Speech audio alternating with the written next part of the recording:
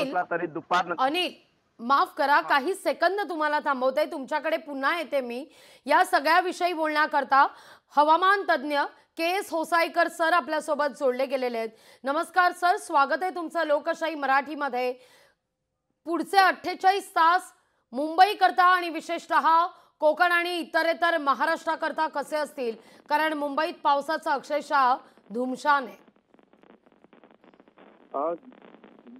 हवामान विभागाने जे काल पूर्वानुमान दिले त्याच्यामध्ये आम्ही असं म्हटलंय की बंगालच्या उपसागरामध्ये एक कमी दाबाचे क्षेत्र जे तयार झालं होतं ते येत्या 24 तासांमध्ये अजून तीव्र होणार आणि काल रात्री परत एकदा ते तीव्र झालं आणि त्याचाच परिणाम म्हणून आपण बघतोय की सर्वसाधारणतः संपूर्ण मुंबई नॉर्थ उत्तर कोकण पट्ट्यामध्ये पुणे, मुंबई, नाशिक, पालघर, ठाणे या सर्व भागामध्ये मुसळधार ते अतिमुसळधार पाऊस रात्रीपासून सुरू झालाय. काल दुपारी त्याला उसंत घेतले होते पण आता पाऊस थांबत नाहीये.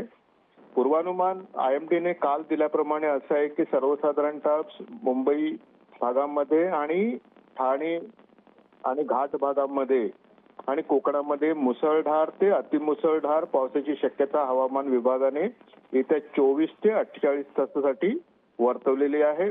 विदर्भामध्ये पण तशाच प्रकारचे मुसळधार ते अतिमुसळधार पावसाची शक्यता हवामान विभागाने वर्तवलेली आहे.